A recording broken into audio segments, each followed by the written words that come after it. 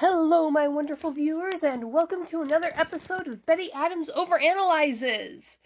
Today, we're going to jump source material from long, long ago in a galaxy far, far away to the very near future in a galaxy far, far away. Danger, Will Robinson! Yes, we will be talking about the new Lost in Space reboot.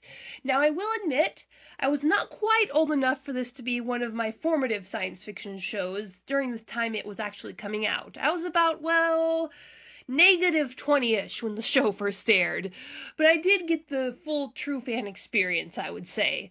I could only watch it at my rich aunt's house because where she lived, the black and white TV she kept in her guest bedroom with the waterbed and this very odd cat named Sylvester actually got more channels than just PBS, which was what we were limited to in our home range. My family tends to live out in the middle of nowhere, and usually back in those days when you opened up your boob tube, it would just kind of laugh and spit static. But at the aunt's house, we got the big channels. I remember being a little kidlet sitting on the amber shag carpet, a small portion of my brain tracking the location of Sylvester, but the rest of it being entranced by the Robinson family adventures. Mostly I remember wondering why they didn't do something about Dr. Smith. Couldn't they see he was the villain? Lock him up, something. Flash forward a decade or so, and the blockbuster-style Lost in Space movie came out. I was ecstatic to see it, I was really hyped with the build-up, and it was okay. I was thoroughly entertained while I watched it, and I truly enjoyed the junior novel series that was the only spin-off the movie produced. I was the county bookworm and had the operating hours of every local library in a 30-mile radius memorized, so I would say it was an okay experience. But that movie never really gripped me. When a show is good, when it's great, it will speak to the spark inside me that created an author out of a dyslexic. This movie did not speak to me so. Then, of course, I had been watching the Swiss Family Robinson classic Disney movie since I was tiny. The parents liked it. It was a stable part of my background at home. I couldn't tell you when I first saw it. I don't even remember the first time I watched it. It was always just something I was rewatching. It was such a ubiquitous part of my life. It took me, and I think that's why it took me an embarrassingly long time to realize that it was actually the source material for the TV show. Then add a few more years, and my time as the county bookworm had been minimized by adulting. I was always hunting for the classics I hadn't read, but I had so little time left for reading for pleasure. So by the time I realized that there was a 2-century-old book behind the entire franchise, my reading list was far too long to get it on there anytime soon. Then, in 2018, a new version was announced, and I raised my eyebrows in suspicion. Adult me brain ran the 1998 movie through an adult filter, and winced painfully several times. There was no wonder looking back why it failed to capture my budding imagination. I shrugged and decided to wait for the internet chatter before I devoted any emotional attachment to this new series. So I waited, and my Tumblr feed began to hum, then shudder, then a plethora of Lost in Space memes spilled onto my timeline. Sensing something, something possibly good, I filtered them out immediately to avoid spoilers. The only thing that made it through was the image of Will, a face full of wonder, facing the robot, an innocent child with the very much designed for violence robot attempting to communicate with him. I was intrigued. My maternal instincts were aroused. I let the first episode begin to play. After I had binged the entire series, I took a deep breath and squealed. I wasn't even a fangirl at this point. I was that mini-me again on my aunt's amber shag carpeting, for the first time beginning to understand the sheer size of space. This show wasn't just good, it was wonderful. I was properly, fanatically obsessed. The writing was exciting and wholesome. There was something about it that captured the imagination and the heart. I searched the net and was relieved to discover that season 2 had already been announced, to be coming in just over a year. I met with friends. I was very disappointed at that, but you gotta understand how movie making is work. And I resorted to meeting with friends online to discuss and analyze the show. We had a grand old time. I loved the family dynamic. These writers, they knew how to human. The relationships were, as far as my experience told, true to life, and they dared to give each of the main characters a besetting fault. Mrs. Robinson is emotionally overbearing. She gives plenty of affection to her family, makes sure her children knows she loves them, but it's on her terms. She is not really good at people skills. She's an engineer. She sees the entire universe, and that prevents her from seeing the duty that is right in front of her face. Mr. Robinson had committed some sin and compounded it by leaving the family. We're not told what that original sin was. He did wrong, and she is struggling to forgive him. He is a soldier and so focused on the task right in front of him that he loses track of the wider duties that demand his attention. Penny is flighty like her mom, but far more unfocused, lacking the discipline of a lifetime that keeps her mom stable. Judy is over-focused like her dad and unforgiving, lacking the hard knocks of life that have taught him that everyone makes mistakes and needs compassion. Will, the show's golden child, literally, struggles with a lack of courage. And the robot. The robot. The Tin Man in search of a heart and the alien learning to communicate. The mysterious stranger, perhaps by far the single biggest change to the show. Every other character has basically the same roots and motivations as the 60s show. Well-educated, competent mother and father with their 3 children on their way to a new colony. They even worked in the fact that Judy was originally much older than her siblings and had distinctly different coloring that was unlikely to have come from either parent genetically, suggesting she was from a previous marriage. Dr. Smith is lying about everything, not who she says she is. The pilot is a generic useful man, handy to have around, helps mix up the family dynamic. Granted, they chose a chicken for Debbie, but they had to cut costs somewhere, and chimps are expensive in this day and age. But the robot, they completely changed him, not just his outward appearance, obviously, they updated the tech, but by changing his origins, they changed the entire dynamic of his interaction with the family, and changed a lot of the dynamic of the show. Originally, in the 1960s series, he was a human creation, completely understood, completely predictable, unless he was being acted on by some outside force. He was so predictable that he barely had any relation to the family at all, any more than the ship itself did. But now the robot isn't just an automaton. Now he's an alien who they don't understand at all. 2 seasons in, and the show keeps rubbing that in. Even as they slowly start giving him trust and even love, they don't understand him. This forces each of them into a special relationship with him individually. This is a vital, glaring change to the story on every level.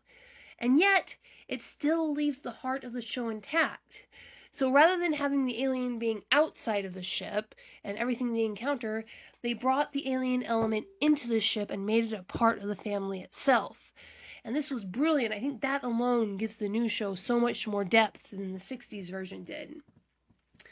After that first season, I had to have more. Now, when a season leaves you wanting more, but you know there's not another one coming for a year, what do? And my main question, when I was mulling this over in the free time after I'd finished binging the show, was what was the source of inspiration that gave the writers that something that made the show so much deeper than the old one? Why is this show so different from not just its original inspiration, but from other modern science fiction? There were no answers forthcoming from the cast or crew on that, so I waited and grew impatient. So if the new show wasn't going to offer me any new inspiration for a year, why not go enjoy some of the source material? There might be comparisons to be made, clues to be found. I watched a few episodes of the old show out of nostalgia, but I couldn't find a legitimate source for it. I was tempted to even break out my old VHS of the 1998 movie, but while I enjoyed the old show, even with its campiness, I feared the cringe of the 1998 version to tamp down on that urge. Even the junior novel series I'd enjoyed didn't really call to me. That was something I'd enjoyed as a child, but I don't think adult me would really get that much out of them. The Disney movie was good, a timeless classic, but I had memorized. So I wouldn't really get anything more out of watching it. I had reached a frustrated impasse when I remembered the novel, the OG source material. I hummed thoughtfully and got to searching. I could only get a translation, as I didn't and still don't really read early 1800s Swiss German, but I was relieved to find an English translation that had come out while the author was still alive, and which he presumably had some input in, as he apparently spoke English. I was skeptical that the book would hold my attention. Translations often lose the soul of the book, even if they wear their flesh. And I had him printed on the Disney version first, so I thought that might taint my enjoyment of the source material. But as is so often the case, the House of Mouse version was so far from the source material that it offered no impediment to the enjoyment of the book. And enjoy it I did. Apparently, Swiss German translated well into early 19th century American English. It was a swashbuckling adventure, and the description of their various survival methods were woven into the coming-of-age tales of the boys, the domestic trials shared by the parents, the regular natural disasters, and the absolutely absurd diversity of wildlife on the island, so well that each chapter was enjoyable. Even a century later, it was a page-turner. It was so engrossing that I didn't begin to feel the suspicion creep up on me till halfway through the book. After a series of adventures, the mother breaks her leg and is severely injured during a storm. The family has to perform bloodletting to save her, which, while the restorative effects were no doubt overstated, was the scientifically suggested treatment for that sort of injury at the time. My brain suddenly jumped out of the book and flashed back to the new series on my computer, and that very, very odd scene where Judy is trapped in the ice and directs Penny in letting out the blood in their mom's injury in the middle of a storm. I frowned.